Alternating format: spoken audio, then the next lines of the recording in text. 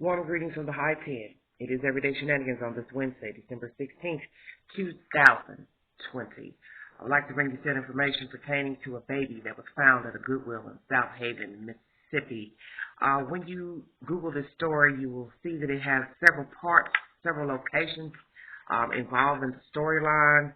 You will hear of Memphis, Tennessee. You will hear of Cordova, Tennessee. You will also hear of South Haven, Mississippi, where the child was found at the Goodwill. You also hear of the mother who was taken to Nashville, Tennessee, and left by someone that she knew. And my video today will be uninterrupted with no chat. I didn't do a chat today because I wanted to get this information out without any interruption. And the story goes like this. A Facebook Live is running on a Miss Barbara Burris Facebook page. She is an activist in Memphis, Tennessee. She is speaking with Miss Antoinette Smith, and this is dated December 14th, 3:27 p.m. If you like verification for this said commentary. It's part 2 of 2, and it is 2 hours and 43 minutes long. As most of you know, a child was dumped at a Goodwill. 2 men and a woman exited a red SUV at a store next door to the Goodwill drop-off center and took the child to the Goodwill with a note, a bag of clothes, and some food. And on the note was a paper towel, a note written on a paper towel stating that the mother had abandoned the child. She could not take care of the child. Now, while all this was transpiring in South Haven, Mississippi, the mother was in Nashville, stranded, allegedly left by a guy friend, acquaintance there. So in this Facebook Live on Miss Barbara Burris' Facebook page, you will hear a brief, very brief version of what she says happened. She tells the story that she met this guy. They knew of each other. Asked her to go to Nashville to hang out, drink, or whatever. So, obviously, he volunteered his sister, aunt, whomever, somebody, for the baby to stay at the house. She says it was her grandmother's house, and the sister stayed at the house. So she took her baby there. She let it be known during the interview that she was there. She also lets it be known, this is the only child. He's all she's got. She has 4 other children. Okay? A similar situation happened with them, but she didn't go into that. She states they go to Nashville, Tennessee, hang out, have drinks, and then somewhere near the end of their date, rendezvous, this guy lets her know, hey, I can't go back to Memphis. And I don't really understand that. Go back with what? Or to what? I don't really understand that statement she made. I don't know if he was alluding to the fact he can't go back empty-handed because he spent money on her. She said, I told him I didn't have any money. So he said, well, you're going to have to do something. You're going to have to get out there and sell some you know what. Hey. So she said, no, I'm not about to do that type of stuff. So she's left stranded in Nashville, Tennessee. She hangs outside of a store where there's some Arab men and Mexican men sitting in a car who offer her aid because they've watched her stand outside the store once the store has closed. And she's told them that she was stranded because this guy has left her now. He's gone on his merry way. So they offer her to get in the car to stay warm. She can sleep on the back seat of the car.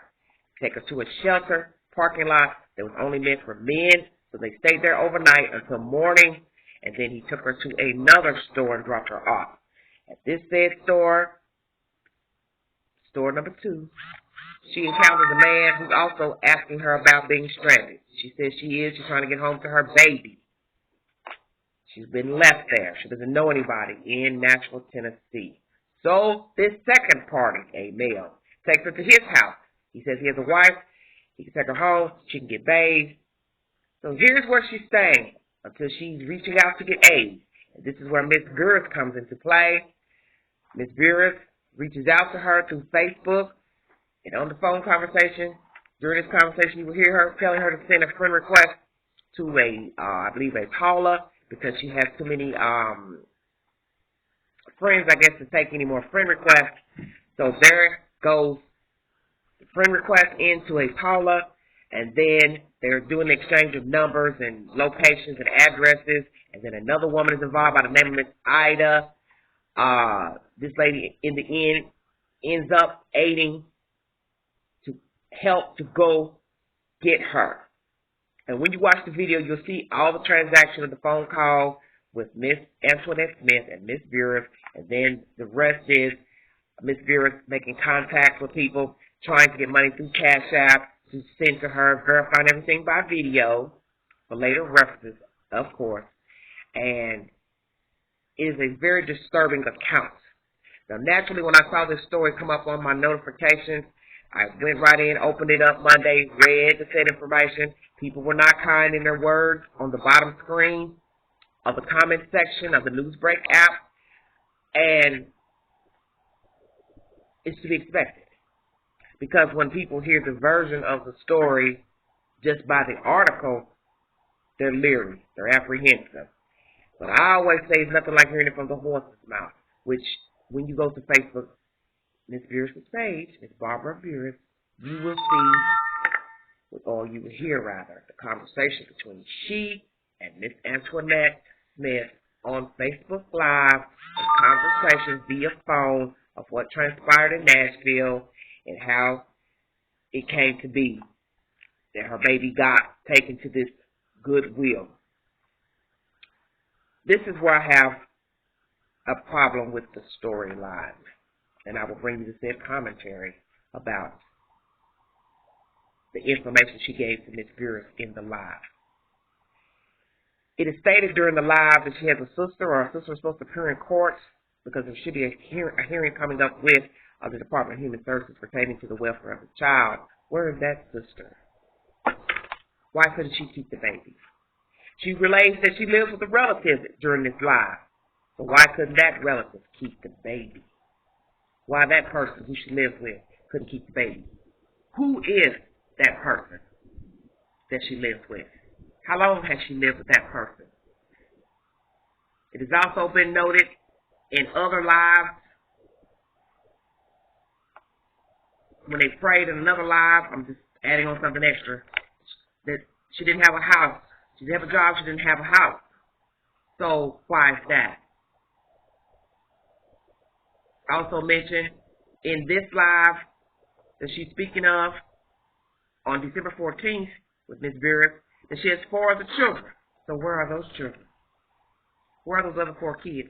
Where is the baby's father of this said Sergio? That is the baby's name that was left at the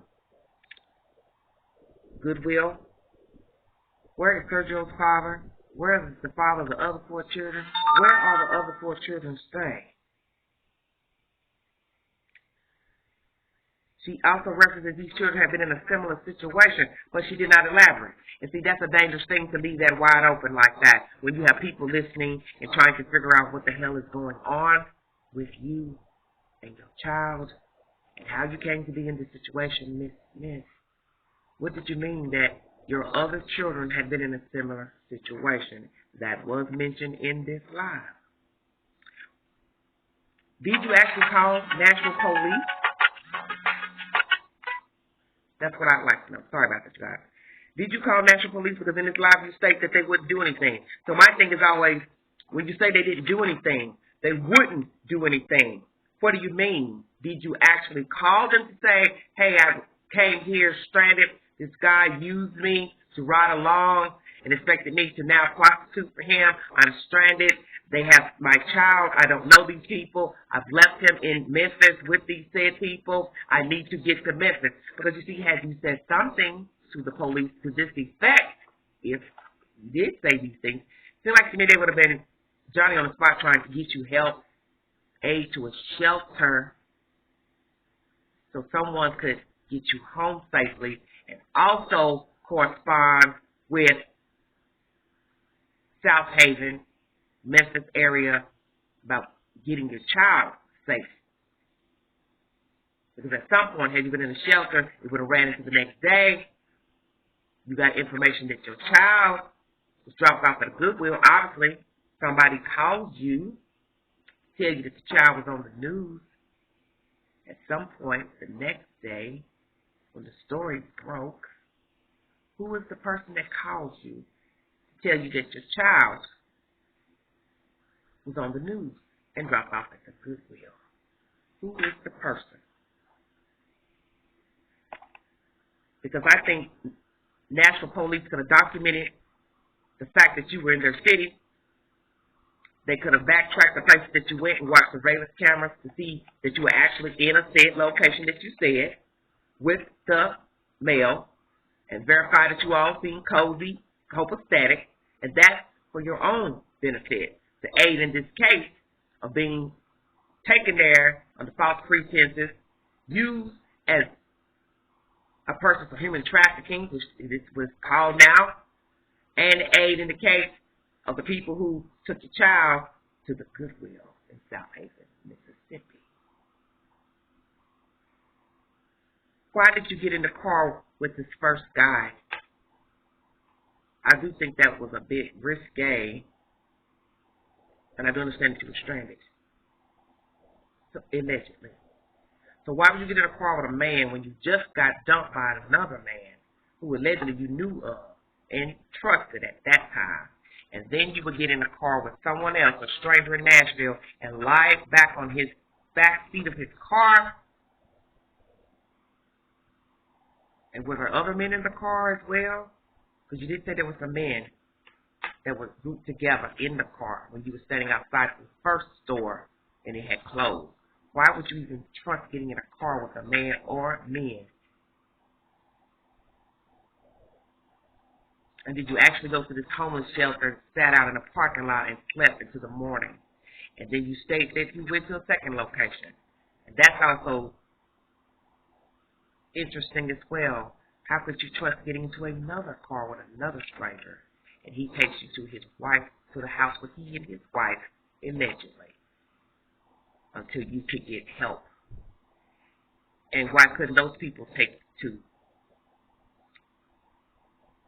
South Haven? Did you ask them if they could take you, Ms. Smith? Because I'm curious to know, and I'm sure many people are curious who are watching the live on Ms. Beers' Facebook page. Did you ask the people at the house, could they take you to South Haven, Mississippi? I also thought you had said something about one of the men giving you a ride to South Haven to take your child, but then you never said anything else about that. So see, I'm questioning all that. Did one of the men, the first man, offer you a ride to South Haven? What happened? What happened with the second guy and the wife? Why couldn't they take you? Why is it that you didn't have no good friends or family that could come get you and pick you up? So-called friend who talked to Ms. Beers on the phone, why couldn't she come? Because in the end, Miss Ida, an elderly lady, ends up coming to get you and a male acquaintance of hers. And I found that odd because your so-called friend talked to Miss Beers on the phone as if she was going to go pick you up. She was going to be getting off of work. She was going to be going directly there because you had been calling her. And next thing you know, she's playing Duck, Duck, Goose with Miss Beers on the phone with, well, I got to wait on this, and somebody's got to go to work at this time. But that's not what you told Miss Beers. Friendly friend. You got this lady running around calling different people trying to get her help. Got her fans trying to cash out money so they can get her someone to pay someone to go get Miss Smith. And yet you Duck, Duck, Goose playing games on the phone. And I'm saying that because that's how it sounded, listening to the live. You were adamant about going to get your friend. You were adamant about picking her up. And then somewhere in the conversation with Ms. Beers, you start saying, you ain't left yet. You can't go yet. And in the end, it's a Miss Ida that goes and picks up Antoinette Smith from Nashville, Tennessee. And kudos to Miss Ida for going, and kudos to those who were kind enough to aid in funds to get Miss Ida there to and from. How long were you actually in Nashville, Miss Antoinette? I'm curious. Seriously. How long were you there, baby? How long was your baby at these people's home? You said you reconnected with this friend. You knew of him. Y'all reconnected. That's how y'all hooked up some type of way. So my thing is, how long had y'all talked on the phone in this reconnection that led you to have him take your child to his grandparents' house with his alleged sister that we later found out wasn't his sister? And I'm sorry I left that out, you guys. During her conversation at the, in Nashville with him, I don't know if she was in a restaurant, a bar, or in a car, he finally lets her know after he spent his money on her, she needs to go out there to the street and work, I guess to work off the tab. And he also lets her know that the person who's keeping her kid is not his sister, but his girlfriend. Sorry I left that out, because I got so much in my mind and so many questions, I can't even keep up with all the said information. So, if you're following me, because I'm not confused and befuddled, and I'm just keeping this 100, I'm trying to be dignified in my commentary today, but I am confused. I only had a few hours of sleep because I stayed up all morning listening to Mr. Live so I could bring you all the said commentary uninterrupted today. This man tells her, my girlfriend got your baby. And see, I don't understand that comment. Why would you tell her that? What was the point? Because either way, she didn't know the people. So it didn't matter if it was the grandmama, the auntie, the sister, a girlfriend, a cousin. She don't know the people. And that made me to believe, as I said to you all yesterday in my commentary, she didn't know him very well. Because if she really, really knew him, she would have known the lady that she handed her child to was not his sister. Because you see, you can know people, but not know all their family members and intricate details of their lives. Do you understand what I'm saying? So how long was you actually in Nashville? How long was your child in the company of these said people, this woman? Have you left Sergio with others before since moving to Memphis? That was noted also in the commentary that you moved to Memphis to get a better life. You're living with a relative, but you did not specify who the relative is. So have you left your baby boy with others before? Have you done this before? Where are your other children? Because many people will want to know that. Suspicious that they took the baby to Goodwill. Looks guilty on the parties involved that took the child to Goodwill. Of course. And one would say, well, that's why they took the baby to Goodwill, because they knew they were doing something they didn't have no business. But see, they should know they have surveillance cameras everywhere. So you dropping the child off, no matter the reasoning, is still crazy because you were seen on surveillance cameras, and that's how you got caught, one of you anyway, and identified. Did you purposely leave your child with these strangers because you just wanted to get away or not be bothered with your child or no longer wanted your child? Did you willingly go to Nashville to prostitute and something jumped off in Nashville between you and the male and he went on his way, or you ran for safety, or you ran off from him? I'm bringing you all different scenarios because the story is odd and it's peculiar. And I said I wanted to be objective in listening to Miss Antoinette's version through the news.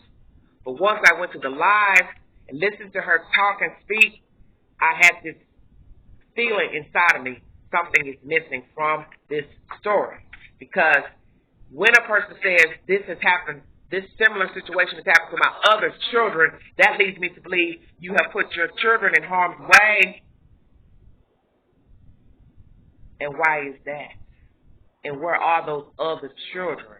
Because you have made it clear in the news article, Sergio is all you got. And this is before we even knew that there were other children that belong to you. So we have to ask, where are they? Who's taking care of them? Why are they not with you? Why is Sergio the only one you have? And if he is so delicate to you, why would you leave him with people you did not know? People are going to ask that. Why is it that you don't have a job and a place to stay, considering you have a baby and for the children, allegedly for the children. I've seen the pictures of the kids on your Facebook page, your older Facebook page. You have a Facebook page. As of Monday, when you were talking to Miss Burris, when you all were trying to get all the details settled to get you home, which was under the name of Mohawk Dime.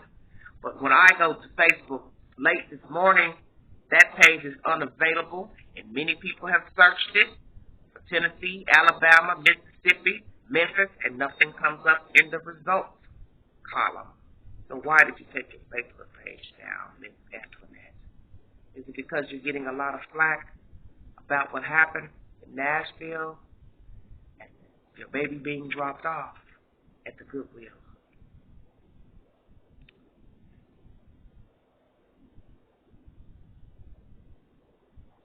Everything is in the details, everybody. Her explanation makes no sense to me, and that is my opinion. She's saying the police wouldn't help, but what I'm wondering is, did she actually call the police? Because had she called the police, they would have aided her to a shelter to aid her home, which would have helped the police in the investigation from Nashville to South Haven, Mississippi, in this case of these people taking this child to the Goodwill. And if the news goes to the national police, what will they say they said to Miss Antoinette in a conversation? Will they verify that they even had a conversation with her? I'm wondering all of this, and I'm sure many people are. And once again, who called you to tell you that your baby was on the news?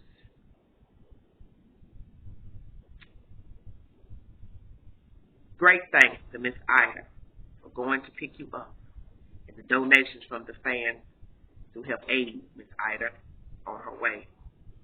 What would be a shame about this story is if everything you told Miss Burris, news outlets, is a lie, and you got these people to help you, although they reached out to you, of course. It would be shameful if all this was a lie and they have immersed themselves into a situation that, one, they did not know anything about because they don't know you, and they wanted to help to do a good thing, but what if it's not the truth? What if in the end you did go up there willingly to prostitute, you threw your baby off on somebody just because, and something jumped off in Nashville, and now we've got this version of store number one, store number two, and then somebody reaching out once they saw the story, Miss Burris and her Facebook friends to aid you. I don't know what happened in Nashville, Tennessee, but I know something is not right. And I repeated this story to my deacon today. And just asked him, what did he think? At first he kept going around in circles. And I said, well, Deacon, I'm asking you, what do you think of the story? And then he said, oh, something ain't right. And I don't believe it. And that's his opinion. I always ask somebody else about anything. You understand what I'm saying? Because as I say, I didn't want to say anything rude or derogatory about this Antoinette. As I said, I looked at her older Facebook page from 2018 when the child would have been 2. That's how I realized I had the right person because his name was Sergio on the page. The page is with an infant. And so I said, oh, I've got the right chick. But that was a page from 2018.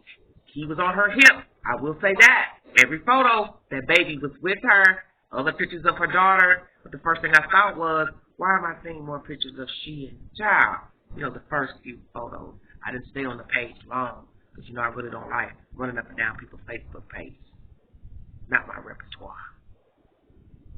But in those photos, you seem like you cared for your child. You loved your child. So one would have to ask, how do we go from 2018 again as an infant, you doting on your baby, to now your baby's dropped off by strangers with no shoes on in the dead of winter at a Goodwill with a bag of clothes and food and a stinking note on a paper towel? How did he go from doting mother 2 years ago to his baby dropped off with strangers, and then the strangers take him to the Goodwill, and then one of the suspects ran police cars allegedly because he didn't want to get arrested? What's really going on? This is my commentary, everybody. about Antoinette Smith, the mother of Sergio Smith, the baby dropped off at the Goodwill by a female and two males, South Haven, Mississippi. I don't know what is true, but I will say on record today, after watching the Facebook Live on Miss Barbara Pierce's page, something is missing from this story. She may be telling the truth, but I'm just saying something is just not sitting right with me at all. And hopefully for her sake, Miss Smith, you are telling the truth about what happened in Nashville and what happened with your son. Like, share, subscribe, drop your comments below. Thanks for joining me. You all mask up out there and stay safe. I will bring you an update to this story. I didn't find anything in the Google before I jumped on, but if I get something else, I will bring you that information. I may go live later on this evening, so please stay tuned. You all have a safe Wednesday. God bless you, and this is Everyday Shenanigans. Bye-bye.